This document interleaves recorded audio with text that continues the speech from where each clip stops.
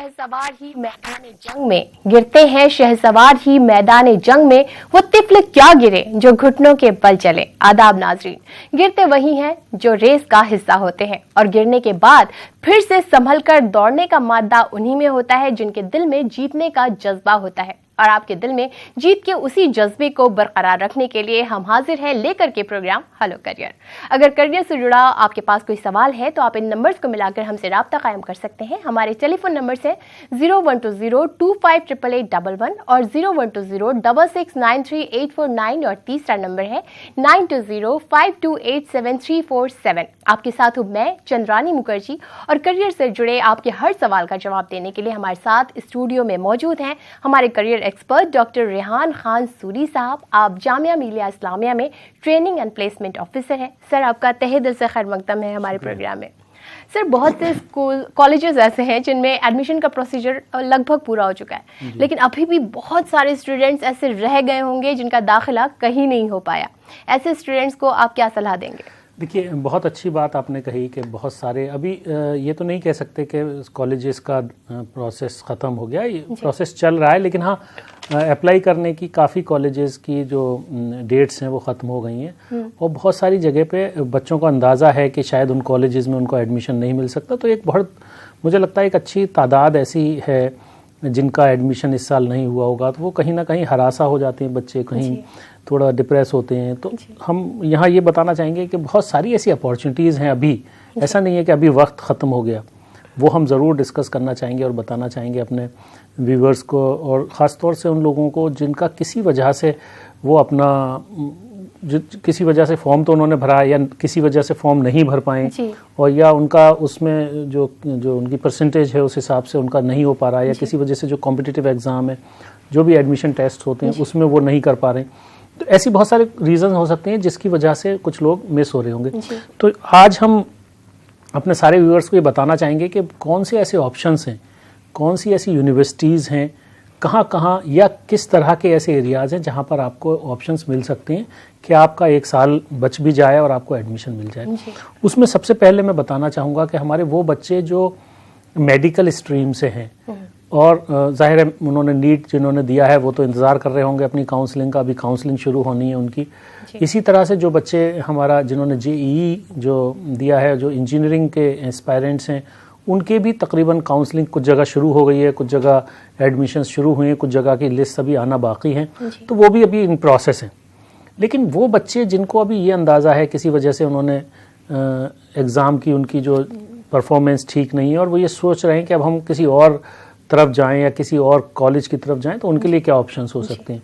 तो मिसाल के तौर पे जैसे जो बच्चे अभी हमारे मेडिसिन या मेडिकल स्ट्रीम में जाना चाहते हैं, उनके लिए जामिया हमदर्द में अभी डेट्स बाकी हैं। हम बताना चाहेंगे जामिया हमदर्द या हमदर्द यूनिवर्सिटी जो दिल्ली में है, काफ़ी एक रेप्यूटेड यूनिवर्सिटीज़ में आती है, उसकी अच्छी रैंकिंग भी है, उसमें आप अप्लाई कर सकते हैं। वहाँ पर काफ़ी कोर्स है मेडिसिन से रिलेटेड, उसकी अभी डेट बाकी है, इसलिए अब आप लास्ट डेट का इंतज़ार ना करें और इमीडिएटली, क्योंकि ऑनलाइन एप्लीकेशन से आप घर से बैठ के वहाँ अप्लाई कर सकते हैं। तमाम तर कोर्सेज़ हैं उसमें, बीएससी के बहुत सारे कोर्सेज़ हैं उसमें, डिप्लोमा कोर्सेज़ हैं, आपके बीफार्मा का कोर्स है, काफ़ी मेडिसिन से रिलेटेड कोर्स हैं। इसके अलावा बीटेक जो लोगों ने जेईई दिया हुआ है वो भी बीटेक में अप्लाई कर सकते हैं, बीयूएमएस में अप्लाई कर सकते हैं, बीफार्मा यूनानी में अप्लाई कर सकते हैं, इसके अलावा एमबीए अप्लाई कर सकते हैं। बहुत सारे कोर्सेज़ हैं उसमें अप्लाई किया जा सकता है। इसके अलावा एक बहुत इम्पॉर्टेंट मुझे लगता है बहुत बार लोग मिस कर जाते हैं, ख़ासतौर से दिल्ली के जो लोग हैं उनके लिए तो आसान है, उन्हें पता भी होता है, लेकिन बहुत सारे ऐसे दिल्ली के बाहर के भी बच्चे हैं जिनके लिए दिल्ली आके पढ़ना चाहते हैं। और एक दिल्ली यूनिवर्सिटी के अलावा दूसरा ऑप्शन हम बताना चाहेंगे कि अम्बेडकर यूनिवर्सिटी एक बहुत अच्छा ऑप्शन है। और अम्बेडकर यूनिवर्सिटी में जो कोर्सेज़ हैं वो भी काफ़ी नए कोर्सेज़ हैं, उसे कह सकते हैं कि आप थोड़ा से non traditional, non conventional courses आप कह सकते हैं। जैसे मिसाल के तौर पे BA in global studies, BA in law and politics, BA in sustainable urbanism, सुनने में ही कुछ नया। जी बिल्कुल।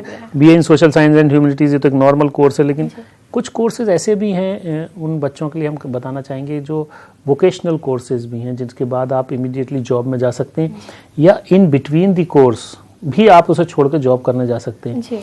जैसे बीवॉक अगर आप ज्वाइन करते हैं और आप एक साल के बाद उसे छोड़ देते हैं तो आपके पास ऑप्शन होता है कि आपको एक सर्टिफिकेट मिल जाएगा और आप 1 साल बाद जॉब में जाके वापस 1 साल बाद आके फिर कंटिन्यू कर सकते हैं सेकेंड ये ईयर। तो बहुत ही अच्छा ऑप्शन है। ये एक बहुत अच्छा ऑप्शन होता है खासतौर से उन लोगों के लिए जो जल्दी जॉब में जाना चाहते हैं। तो मिसाल के तौर पर वहाँ पर 2 कोर्स हैं BWOC में, तो BWOC in tourism and hospitality और BWOC इन रिटेल मैनेजमेंट।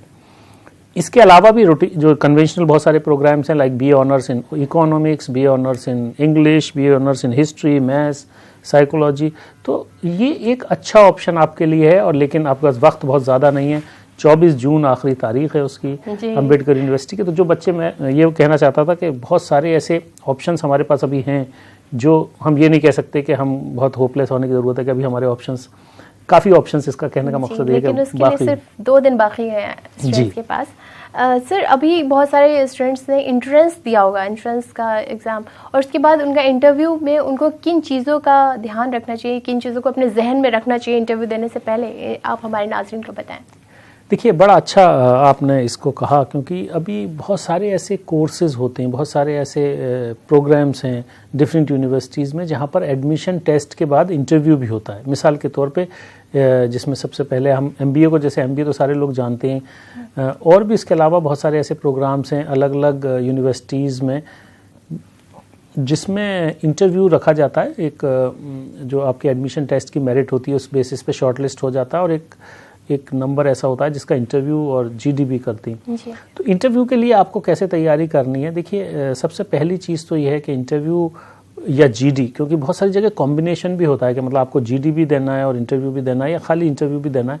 उसके लिए अहम ये हो जाता है कि आपकी जो एक करंट अफेयर्स, जो आजकल हालात चल रहे हैं, उसकी एक तो आपकी अंडरस्टैंडिंग क्लियर होनी चाहिए कि अभी दुनिया में चल क्या रहा है, हमारे देश में क्या चल रहा है, किस तरह की चीज़ें हो रही हैं, और इकोनॉमी से के ताल्लुक़ से क्या पोजीशन है। उसके अलावा हमारे इंटरनेशनल अगर कोई ट्रेड या कोई ऐसी ट्रीटी या कोई ऐसी डिप्लोमेटिक रिलेशंस पर कोई ऐसी चीज़ चल रही है आजकल जो करंटली, उस पर भी आपको तैयारी करनी चाहिए। यानी आपका GK काफ़ी स्ट्रॉन्ग होना चाहिए। हाँ, स्ट्रॉन्ग होना चाहिए, बिल्कुल। और सर, हमारे साथ एक कॉलर जुड़ चुके हैं, doctor Nasir from Karnataka. Hello hello Nasir sahab, क्या आप हमें सुन पा रहे हैं? हेलो। और हमारे साथ दूसरे कॉलर जुड़ चुके हैं सर, शब्बीर कश्मीर से। हेलो। जी जी जी जी बोलिए। जी शब्बीर, आप अपने सवाल पूछें। मेरे बच्चे 12th पास किया है दूसरे महीने। जी, किसमें? मेडिकल से, नॉन मेडिकल से? अस्सलाम वालेकुम। वालेकुम अस्सलाम। जी, अस्सलाम वालेकुम। वालेकुम अस्सलाम। मेरे बच्चे 12th पास किया है दूसरे महीने। जी जी जी जी मेडिकल से इन्होंने किया है। अस्सलाम वालेकुम। शब्बीर साहब, आपसे दरख्वास्त है कि आप अपने टीवी का वॉल्यूम कम कर दें और आप हमें फ़ोन पे ही सुने, जिससे आप हमें अच्छी तरीके से सुन पाएंगे। देखिए, मेडिकल, आपने कहा कि आपके बेटे ने 12th किया है मेडिकल स्ट्रीम से, यानी कि फिजिक्स, केमिस्ट्री और बायोलॉजी के साथ 12th किया है, और हमें उम्मीद है कि उन्होंने नीट का इम्तहान भी दिया होगा। अगर आप एस्पायरेंट हैं MBBS प्रोग्राम में या BDS प्रोग्राम में, तो बच्चे का अगर उस तरफ जहन है तो जाहिर है एक ऐसा ऑप्शन है। और आजकल सारी सेंट्रलाइज्ड काउंसलिंग होती है, तो जो भी उसके तहत आपको कॉलेजेस मिलते हैं तो एक ऑप्शन होता है। लेकिन जो बच्चे हमारे किसी वजह से नीट में अच्छा परफॉर्म नहीं कर पाएँ या अच्छा स्कोर नहीं कर पाएँ और वो इमीडिएटली किसी और कोर्स में जाना चाहते हैं, उनके लिए हम ज़रूर ये कहना चाहेंगे कि काफ़ी ऑप्शंस मौजूद हैं। ऐसा नहीं है कि आप सिर्फ MBBS करें तभी आप मेडिसिन में बहुत आगे जा सकते हैं, लेकिन आपके पास और भी उसके अलावा बहुत सारे ऐसे प्रोग्राम्स होते हैं। देखिए, बच्चे का अगर दिल है कि उसे नहीं MBBS ही करना है, तो एक आपके पास ऑप्शन होता है कि 1 साल आप ड्रॉप करके बच्चा तैयारी कर सकता है। लेकिन कुछ बच्चे होते हैं, उनको ये होता है कि अगर MBBS नहीं है तो हम दूसरी तरफ भी जा सकते हैं। मिसाल के तौर पे आपके पास और जो पैथीज़ हैं बेसिकली, जैसे होम्योपैथी में आपके पास BHMS है, या आयुर्वेदा में आपके पास BAMS है, या आपके पास यूनानी में BUMS है। ये अच्छे ऑप्शंस हैं आजकल। अगर आप देखें तो इनका इक्विवेलेंस है ज़्यादातर जगह पर। जितने भी मेडिकल ऑफिसर्स में तकरीबन हर तरह का जो आयुष के काफ़ी सेंटर्स होते हैं उनमें लिया जा रहा है, और आयुष में भी काफ़ी कहते हैं अभी जो लोगों का रुझान है उस तरफ, ख़ास तौर से आयुर्वेदिक या हर्बल या यूनानी या योगा में, वो लोग बहुत बिलीव कर रहे हैं। जी सर, और हमारे साथ एक कॉलर जुड़ चुके हैं। हेलो अस्सलाम वालेकुम। वालेकुम अस्सलाम। जी जी, मैं ये मालूम करना चाह रहा था कि जामिया में पीएचडी की डेट बढ़ा दी गई है क्या अप्लाई करने के लिए? जी जी जी बिल्कुल। और कोई सवाल इसके अलावा? उसका प्रोसीजर क्या? पहले मैंने अप्लाई किया था जी। लेकिन फी मैं सबमिट नहीं कर पाया था अच्छा अच्छा क्योंकि मुझे डेट थी। तो ठीक। अब क्या मुझे नए सिरे से फॉर्म अप्लाई करना होगा या उसी जो मैंने फॉर्म अप्लाई किया था उसी जी। पे सिर्फ फी मुझे सबमिट करनी होगी? अच्छा जी। ठीक है। देखिए एक रिवाइज शेड्यूल आया है जिसमें लास्ट डेट हमारे एमफिल और पीएचडी की जो ऑनलाइन एप्लीकेशन सबमिट करने की वो 28 जून है। 28 जून तक आप फॉर्म जमा कर सकते हैं और अगर आपने पहले से रजिस्ट्रेशन किया हुआ है तो एक प्रोविज़न है कि उसी रजिस्ट्रेशन में आप जाएं और अपना फ़ी सबमिट कर दें।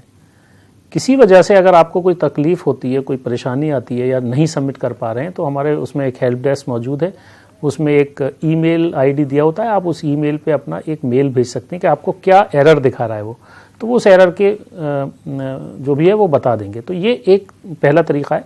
लेकिन अगर क्योंकि अगर आप सेकंड बार जाएंगे तो वो आपको यही कहेगा कि आप ऑलरेडी रजिस्टर्ड हैं, तो पहले या तो आपका वो रजिस्ट्रेशन कैंसिल हो फिर नए तौर से आप रजिस्ट्रेशन करें, ये पॉसिबिलिटी है। वरना बेहतर तो यही होगा कि आप उसके पिछले रजिस्ट्रेशन में अपनी फ़ीस जमा कर दें और जब आप मेल भेजेंगे तो उस पर इमीडिएट रेस्पॉन्स आ जाएगा और जो भी उसकी एरर है उसके बारे में वो बता देंगे। तो इसका एक तरीका हो सकता है। और जो हमने आपको बताया कि रजिस्ट्रेशन जो आपने किया हुआ है उसी से करने की कोशिश करिए, ज़्यादा बेहतर है। जी सर, और हमारे साथ डॉक्टर नासिर एक बार फिर से जुड़ चुके हैं कर्नाटक से। हेलो जी हाँ बोलिए। जी डॉक्टर साहब अपना सवाल पूछिए नासिर साहब। हाँ, हमारा सवाल यह है हम्म। कि हमारा एक लड़का जो है चाइना से एमबीबीएस किया है। चाइना से? चाइना ठीक है। चाइना से किया है हम्म। और लास्ट 3 ईयर से वो ऑनलाइन एग्जामिनेशन है और वो इतना टफ है कि 5% 10% रिजल्ट दे रहे हो। इसे क्या 2 नंबर भी हो गए तो ग्रेस मार्क्स और नहीं है, उसमें फेल कर दे रहे हो बच्चों। तो हाँ, उसकी चाइना में? चाइना से किया है, यहाँ दिल्ली से एग्जाम देना पड़ता है उनको ऑनलाइन। हाँ, जो आपका एमसीआई का एग्जाम होता है। जी हाँ, जी एसएमजी एग्जामिनेशन है। जी जी जी जी। तो उसमें जो है और क्या तरीकाकार हो सकता है पास होने के लिए? देखिए वो तो एग्ज़ाम का पर्पज़ ही ये होता है कि आपको यहाँ पर एमसीआई रजिस्ट्रेशन के लिए और प्रैक्टिस करने के लिए एक एग्ज़ाम आपको पास करना होता है। जो भी बच्चे फॉरेन डिग्री करके आते हैं कहीं सर भी आए उसके लिए एक मैंडेटरी एग्ज़ामिनेशन है। और जहाँ तक बात उसके पास करने का तरीक़े की है, देखिए कहीं ना कहीं थोड़ी सी एफ़र्ट को बढ़ाना होगा और किसी प्रोफेशनल से ज़रूर गाइडेंस ले लें जो लोग ऑलरेडी इस तरह के एग्ज़ामिनेशन को क्वालिफाई कर चुके हैं। और कुछ जो इस तरह के जो हमारे सीनियर प्रोफेसर्स बहुत सारे मेडिकल कॉलेजेस में होते हैं उनसे एक बार रब्ता करेंगे आपको तो शायद ये चांस मुझे लगता है कि ये गाइडेंस ज़रूर मिल जाएगी। जी सर, और हमारे साथ एक और कॉलर जुड़ चुके हैं। हेलो जी हेलो हेलो जी सवाल पूछें। अपना सवाल पूछें। मैम, मेरा बेटा सेकेंड ईयर में है, computer science, Haryana government university में पढ़ता है। बीटेक कर रहे हैं? जी ठीक है। मेरे कहने का मतलब ये था जी, आजकल माइनॉरिटी को जो स्कॉलरशिप वगैरह मिलती है बहुत पुअर कंडीशन में है लेकिन वो नहीं आ रही है। मैं नेक्स्ट ईयर सेकेंड सेमेस्टर की फीस नहीं जमा कर पा रहा हूँ, तो मुझे ऐसा क्या करना चाहिए जो उसकी फीस भी जमा हो जाए या कहीं और अप्लाई करूँ? अच्छा ठीक है। देखिए बहुत सारी ऐसी स्कॉलरशिप्स हैं। एक तो माइनॉरिटी की स्कॉलरशिप्स है, अभी इमीडिएटली खुलेगी, अभी उसकी नोटिफिकेशन आने वाला है, आपको वो अप्लाई करनी चाहिए। और जो भी रीज़न हो, मुझे नहीं पता, आपने जैसे बताया कि हमकी नहीं आई है अभी, क्या उसकी क्या वजह हो सकती है, लेकिन हमारी जहाँ तक नॉलेज है तकरीबन बहुत सारे ऐसे कॉलेजेस जहाँ उन बच्चों की स्कॉलरशिप आ जाती है। आपके बहुत सारी सेंट्रल स्कॉलरशिप्स हैं, उसके अलावा कुछ ऐसे ऑर्गेनाइजेशंस हैं जो डायरेक्ट बच्चों को मदद करते हैं किसी न किसी तौर पे, जो ख़ास तौर से जैसे स्टूडेंट्स इस्लामिक ट्रस्ट है, इसके अलावा आपका मुस्लिम एजुकेशन ट्रस्ट है, आईडीबी है, ये उस तरह के ऑर्गेनाइजेशंस हैं जो स्कॉलरशिप देते हैं उन बच्चों को जो टेक्निकल कोर्सेज कर रहे हैं। अभी जमात-उल उलमा-ए हिंद की भी एक स्कॉलरशिप है, वो उसका नोटिफिकेशन का आपको इंतज़ार करना होगा। तो इस तरह की ज़रूर वॉच रखें जहाँ पर स्कॉलरशिप्स आती रहती हैं और ख़ासतौर से माइनॉरिटीज़ के लिए स्कॉलरशिप्स होती हैं। और आप सिर्फ माइनॉरिटीज़ की स्कॉलरशिप का वो ना करें, बहुत सारी स्कॉलरशिप्स हैं, आप सब जगह अप्लाई करिए, क्योंकि ज़रूरी नहीं है कि सिर्फ माइनॉरिटी स्कॉलरशिप्स के ही लिए आप अप्लाई करें। सारी जहाँ भी स्कॉलरशिप जो उन बच्चों के लिए करिए, जिस क्राइटेरिया में आप फॉलो करते हैं उसको अप्लाई करिए। हाँ सर, हमारे साथ एक कॉलर जुड़ चुके हैं, कलीम साहब निजामाबाद से। हेलो।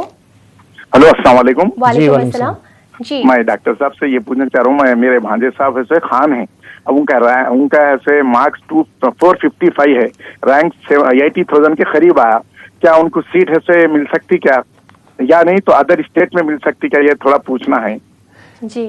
देखिए, ये कौन से स्टेट्स हैं आपका डोमिसाइल के? मेरा स्टेट तो निजामाबाद, तेलंगाना का। तेलंगाना ही। तेलंगाना, ठीक।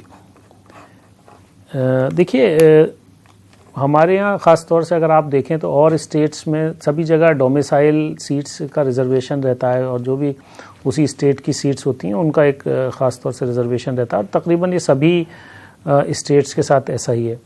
तो जब भी कोई दूसरे स्टेट का कोई भी जिनके मार्क्स थोड़े कम होते हैं उनका जब अप्लाई करते हैं तो वहाँ कहीं ना कहीं ये चीज़, ये कंपटीशन में थोड़ा नीचे हो जाता है। लेकिन मुझे लगता है कि आपको और अदर स्टेट्स में ज़रूर अप्लाई करना चाहिए। मिसाल के तौर पे आपको कर्नाटका भी अप्लाई करना चाहिए, और जैसे जो बहुत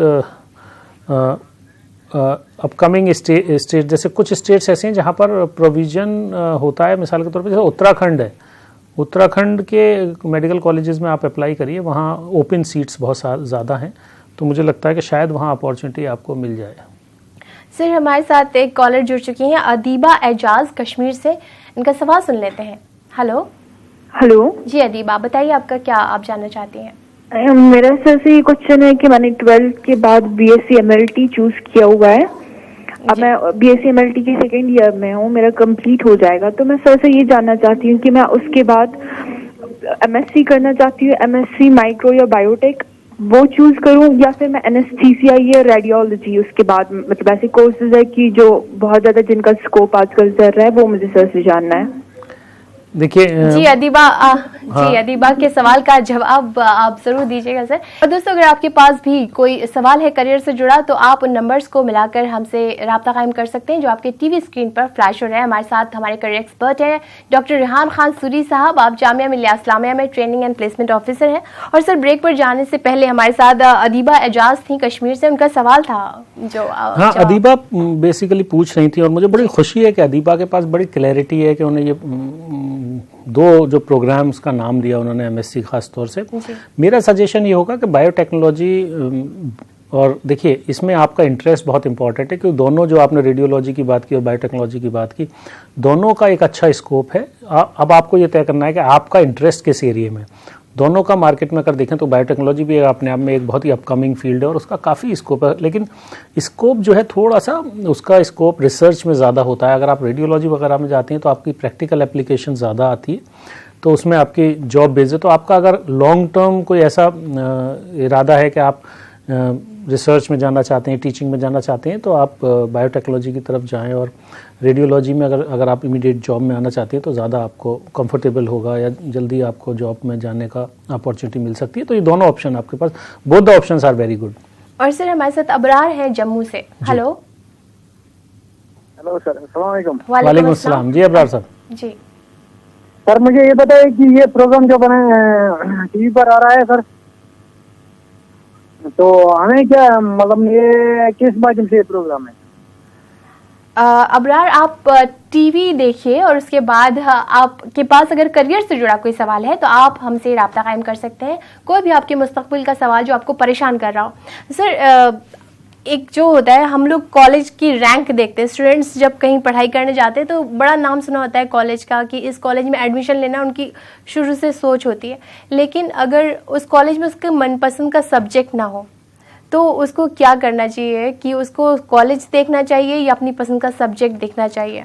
देखिए, आपने दो बातें कही, एक बात कही रैंक की और एक बात कही कॉलेज की, और तीसरी बात कही कोर्स की। जी देखिए, सबसे पहले मैं ये बताना चाहूँगा कि रैंक, यस बिल्कुल, रैंक से हमें ये पता चलता है उस कॉलेज का क्या स्टेटस है, लेकिन बहुत सारी ऐसी रैंकिंग्स होती हैं जिनके पैरामीटर्स डिफरेंट होते हैं, क्योंकि हर सबकी अपनी अपनी एक्सपेक्टेशन होती है किसी कॉलेज को लेके कि वो क्या वहाँ बेसिकली किस तरह की चीज़ को की उसकी एक्सपेक्टेशन है। मिसाल के तौर पे इंफ्रास्ट्रक्चर है, या उसके प्लेसमेंट्स हो सकते हैं, वहाँ रिसर्च वर्क हो सकता है, वहाँ की फैसिलिटीज़ हो सकती हैं, वहाँ की फैकल्टी हो सकती है। तो बहुत सारे पैरामीटर्स होते हैं जिसके बेसिस पे रैंक बेसिकली आती है।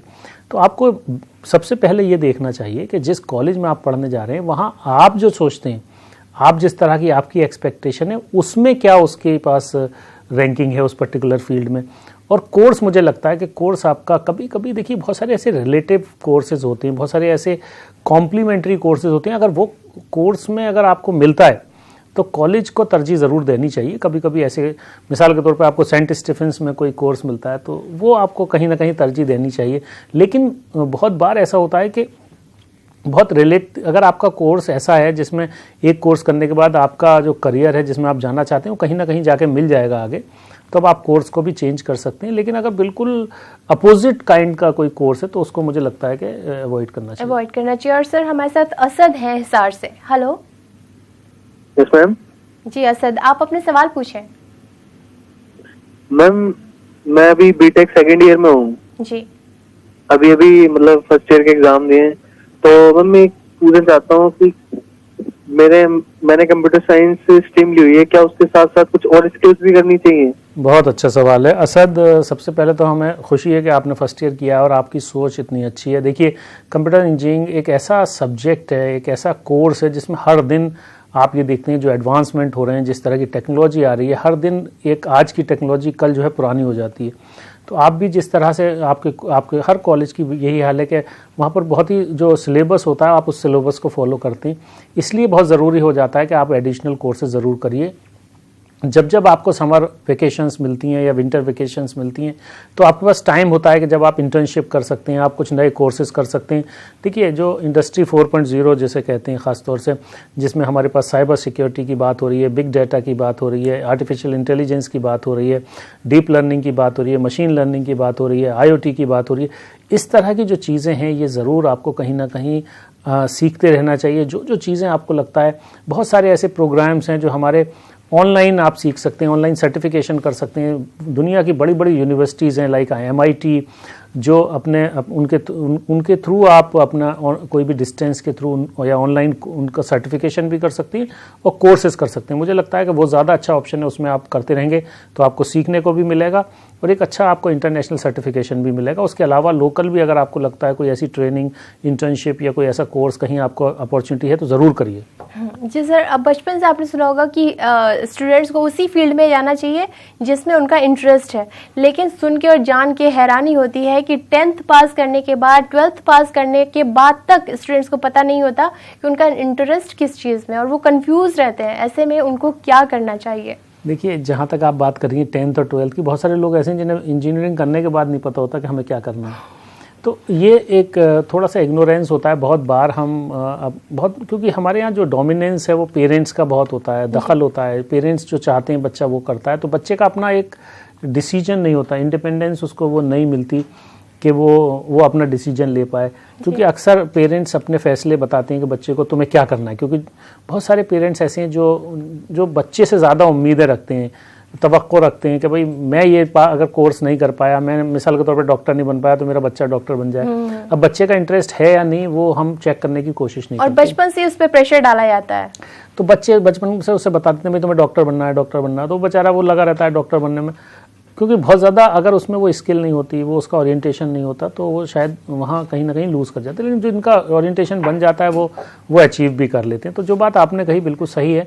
बहुत सारे ऐसे बच्चे होते हैं, तो जो बच्चे हमारे अभी 10th में हैं, 12th में, उनको ज़रूर अपने टीचर्स से बात करनी चाहिए। टीचर्स सबसे अच्छा रिसोर्स होता है, सबसे अच्छा मेंटोर होता है, सबसे अच्छा गाइड होता है। मुझे लगता है कि टीचर्स से बात करनी चाहिए। जो टीचर भी आपको सबसे अच्छा लगता हो अपने स्कूल में या आपको जिसको जानते हो, उस टीचर से ज़रूर बात करिए, उससे पूछिए कि आपका मतलब वो आपको कितना समझता है। क्योंकि जो टीचर पढ़ाता है वो आपके बारे में आपसे ज़्यादा जानता है, वो आपको सजेस्ट भी अच्छा कर सकता है, वो आपकी स्ट्रेंथ्स भी बता सकता है, वो आपकी वीकनेसेस भी बता सकता है। तो उससे लगता है कि आपको अंदाज़ा हो जाएगा कि आप किस तरफ आपका जाएंगे और आपका इंटरेस्ट क्या है। सर वक्त और इजाज़त नहीं देता कि हम अपने प्रोग्राम को और आगे ले जा सकें। आपका बहुत बहुत शुक्रिया कि आपने इतना वक्त दिया हमें, और नाज़रीन आपका भी शुक्रिया कि आपने हमें इतना वक्त दिया। अगर आपका कोई सवाल रह गया है तो अगले हफ्ते हम फिर आपके साथ होंगे। तब तक के लिए हमें इजाज़त दीजिए। खुदा हाफिज़।